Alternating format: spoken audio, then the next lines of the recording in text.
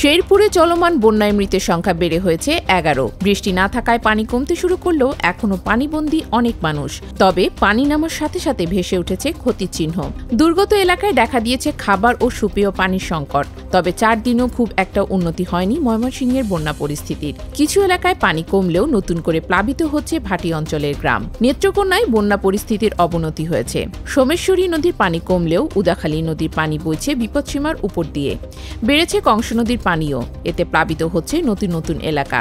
দুর্গাপুর, কলমাকান্দা সহ 5 উপজেলার 1.5 শতাধিক গ্রামে পানিবন্দী হয়ে আছেন লক্ষাধিক মানুষ। সেন্ট মার্টিন দ্বীপে একবার ব্যবহারযোগ্য প্লাস্টিক নিষিদ্ধ করা, দ্বীপে রাত্রিযাপন এবং পর্যটকের সংখ্যা নির্ধারণ সহ বিভিন্ন বিষয় নিয়ে একটি কর্মপরিকল্পনা আগামী 20 অক্টোবরের মধ্যে চূড়ান্ত করা হবে বলে জানিয়েছে পরিবেশ, বন ও জলবায়ু পরিবর্তন উপদেষ্টা সৈয়দা রেজওয়ানা হাসান। মঙ্গলবার সচিবালয়ে সুন্দরবন বাঘ জরিপ 2024-এর ফলাফল ঘোষণা উপলক্ষে সংবাদ সম্মেলনে তিনি আরও জানান, 2023 থেকে 24 সালে সুন্দরবনের জাতীয় পশু বাঘ জরিপে 125টি বাঘ পাওয়া গেছে। 2018 সালের তুলনায় 2024 সালে বাঘের সংখ্যা বেড়েছে 11টি। পরিবেশ উপদেষ্টা বলেন, জরিপের ছবি ও তথ্য বিশ্লেষণ করে বাঘের সংখ্যা নির্ধারণ করা হয়।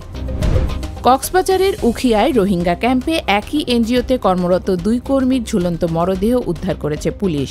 মঙ্গলবার সকালে উখিয়া উপজেলা সদরের 2টি বাসা থেকে তাদের মরদেহ উদ্ধার করা হয়। পুলিশ বলছে, প্রাথমিকভাবে 2টি ঘটনাকেই আত্মহত্যা বলে ধারণা করা হলেও মৃত্যুর রহস্য উদ্ঘাটনের কাজ চলছে। যাদের মৃতদেহ উদ্ধার করা হয়েছে তাদের একজন মেহেরাব হোসেন। তার বাড়ি পটুয়াখালী বাওয়াল উপজেলার মাছপাড়া এলাকায়। তরুণীর নাম পপি দেব। তার বাড়ি হবিগঞ্জের নবীগঞ্জ উপজেলার কসবা এলাকায়। তারা দুজনই বেসরকারি সংস্থা RTM ইন্টারন্যাশনালে কাজ করতেন। উত্তর ইসরায়েলের সামরিক ও বেসামরিক স্থাপনাগুলো লক্ষ্য করে একদিনে 175টি রকেট হামলা চালিয়েছে লেবানন ভিত্তিক সশস্ত্র গোষ্ঠী হিজবুল্লাহ। রবিবার মধ্যরাত থেকে সোমবার মধ্যরাত পর্যন্ত 24 ঘণ্টায় এসব রকেট ছোড়া হয়। যদিও অধিকাংশ রকেট আকাশেই ধ্বংস করতে সক্ষম হয় ইসরায়েলি প্রতিরক্ষা বাহিনী। গাজায় ইসরায়েলি বাহিনীর অভিযানে 1 বছর পূর্ণ হওয়ার পর 7 অক্টোবর থেকে হামাস ও তেল আবিবকে লক্ষ্য করে রকেট হামলা শুরু করেছে। ইরান সমর্থিত হিজবুল্লাহকে ধ্বংস করতে ইসরায়েল গত 23 সেপ্টেম্বর থেকে দক্ষিণ লেবাননে অভিযান শুরু করে। এই অভিযানে গত প্রায় 2 সপ্তাহে 1251 জন নিহত এবং 3618 জন আহত হয়েছেন।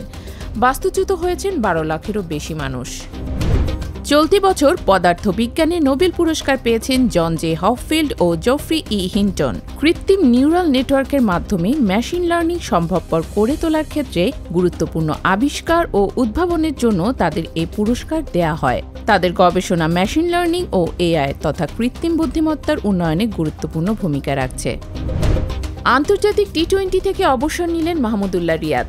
ভারতের বিপক্ষে বাংলাদেশের দ্বিতীয় টি-20-র আগের দিন মঙ্গলবার দিল্লিতে সংবাদ সম্মেলনে বিদায়ের ঘোষণা দিয়েছেন অভিজ্ঞ এই অলরাউন্ডার।